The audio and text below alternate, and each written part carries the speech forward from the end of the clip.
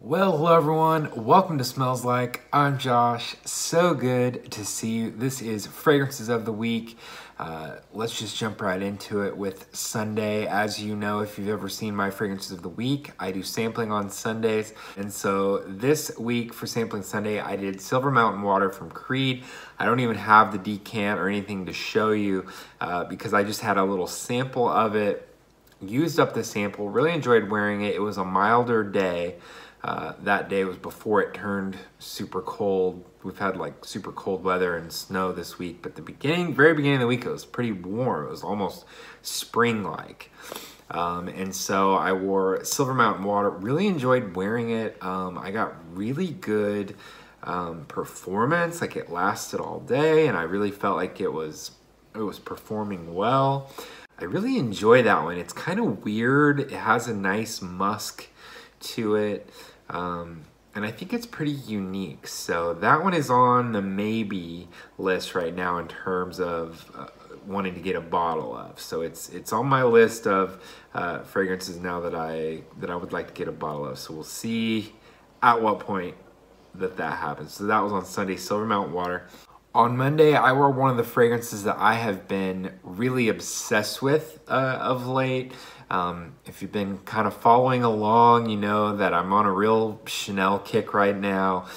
Starting to get into the Les Exclusives de Chanel a little bit, and that's been kind of fun getting into those, but I'm like a little bit obsessed right now with a couple of new Chanel exclusives that I got. So on Monday, I wore kind of the one that started it all in terms of my journey into the exclusives of Chanel. It's Sycamore. This fragrance is absolutely amazing. Jacques Polge took the note of vetiver and just used it in such an interesting way that has many different facets. It's all at once earthy and dark and rooty, while at the same time being like grassy and green and bright. It's also smoky. There are also some great woods. It's vetiver and woods.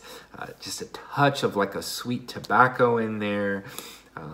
Just absolutely gorgeous fragrance. I can't get enough of that stuff right now. So that was on Monday, Chanel Sycamore. On Tuesday then, I was in the Chanel mood already. I wore the other exclusive that I picked up recently, Coromandel. So to me, at least for me and the ones that I've tried so far, Sycamore and Coromandel are kind of the stars of the show in terms of the Chanel exclusives. Coromandel is built around patchouli, kind of in the same way that Sycamore is built around that vetiver note, and then has a lot of other interesting things and faces that it kind of shows and stages that it goes through. Coromandel is around patchouli with kind of some oriental tendencies, some amber, some incense. This is just like, sometimes it kind of goes a little bit sexy, sultry, almost like a little dirty, a little bit raunchy at times. But it's also classy. It sometimes is bright.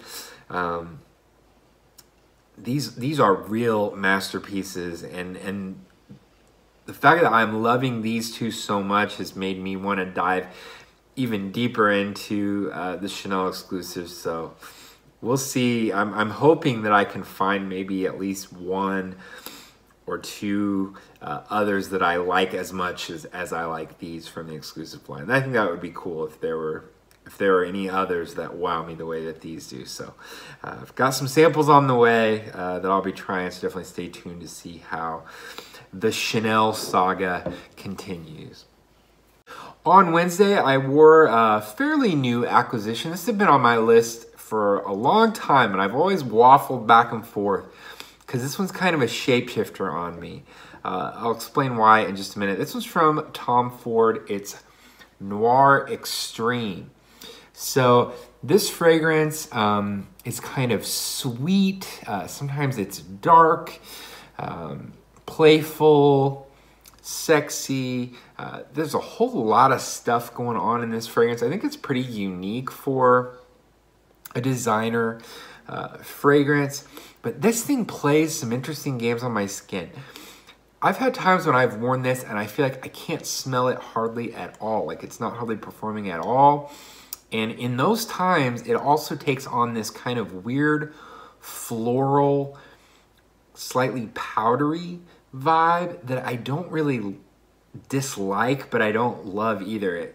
The smell that it reminds me of is like when my grandma would give me a Kleenex in church when I was little, and the smell of that Kleenex that had been in her purse mixed with like her perfume or makeup or whatever was in her purse, using that Kleenex that smelled like the inside of my grandma's purse.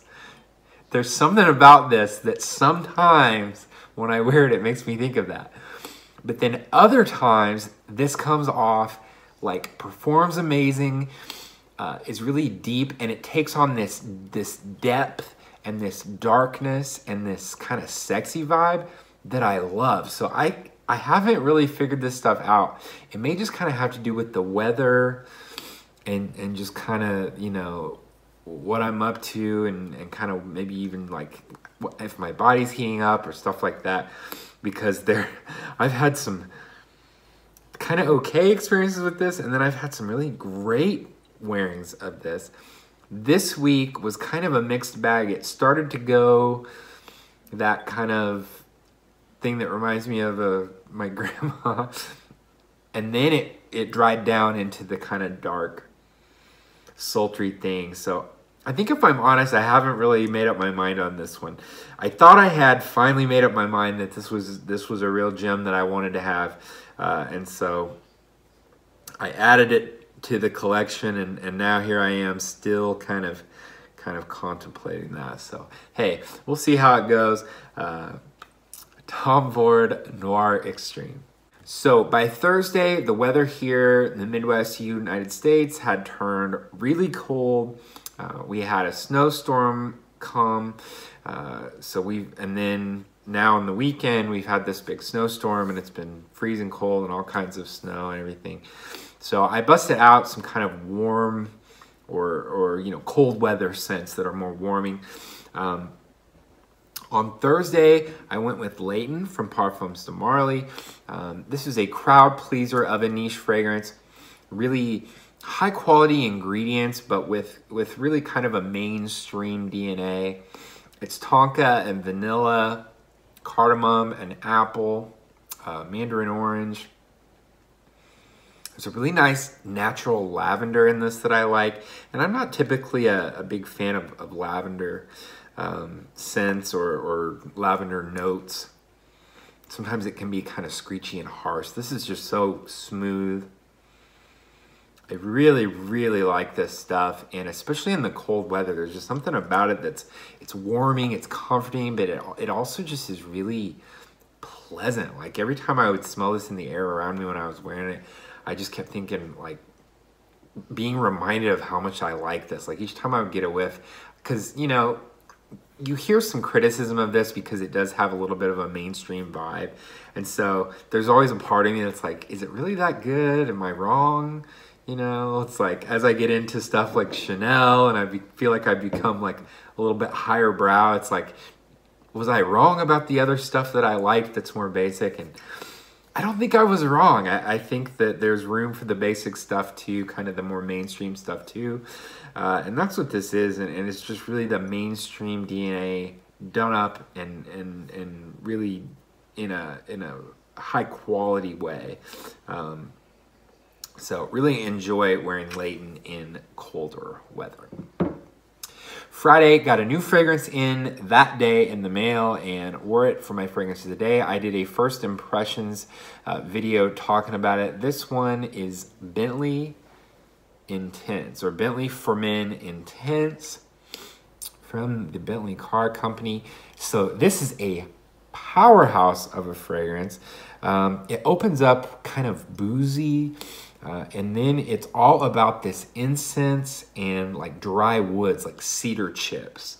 And and incense. Also a little bit of like benzoin, kind of like a dusty amber accord in there. Really impressed with this. I picked this up for dirt cheap through FragranceNet online. And for the price, this is a gem. This is one of those hidden gem fragrances. You know, you hear about these cheap fragrances that are supposedly really good and really a great bang for your buck. In my experience, most of the time, they're not very good. Like, for instance, Mont Blanc Individuel, right? That one's like $25, $30, and everybody always says, oh, it's so great. It smells like original Santal from Creed. I just think it smells really, really cheap. And this doesn't smell cheap at all. It smells like a niche fragrance. If this came in a Parfums de Marly bottle and somebody told me that it was retailed for $300, I would believe them. It really is some good stuff. On the daring side and probably on the mature side too. But really happy that I picked that one up. Finally, Saturday, snowstorm came in. I think we ended up gaining like 8 inches of snow where I live. I saved this fragrance for the coldest times when I just want something that is warming and luxurious and just makes me feel good. This one is from Thierry Mugler, the original Amen. I just happen to have this shiny gold bottle edition, but it's the same original Angel Men. It's this gourmandish patchouli.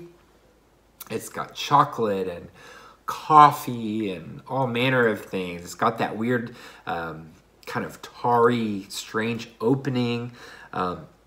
If you have only ever tried the original Amen, like you've tried it, sprayed it on paper, and you were like, oh, I don't like that, give it another shot. Put yourself through one full wearing of Amen. If you're one of those people that you tried it, you didn't like it, you immediately dismissed it, but you like kind of like warm scents, or if you like L'Instant de Guerlain, give this a try. The dry down, once you get past that opening, which I like the opening because it's kind of, it's weird. I think it's kind of cool. But when you get past that opening, this has the best dry down. This stuff, so good. And it's, you know, it's the same dry down that you get in, you know, all the pure, whatever, pure Tonka, pure Havana. So, you know, it's that similar dry down. But for me, the original Amen is where it's at. I prefer this one to the entire Angel Men line. And especially, I saved this for the coldest days of the year, particularly when it's snowing. This is like my snowstorm fragrance. So like a snow day when there's too much snow to even go out. I pull on the sweats, get sprayed up in Amen, and get to watching those movies, man. It's just about perfect. So that's it for my fragrances of the week. Let me know what you wore this week, if you had any standouts. For me, really, standouts are probably the Chanel's. I really am like borderline obsessed with Chanel right now. And the Bentley was a really, really pleasant surprise. I'll have to definitely give this a few more wearings and really get to know it a little bit better. But that's it. Thanks so much for watching. Be sure to hit that like button if you've enjoyed the video. And if you'd like to do this again sometime, be sure to hit the subscribe button. And I'll see you right here at the Smells Like Fragrance channel for another video. Thanks so much for watching.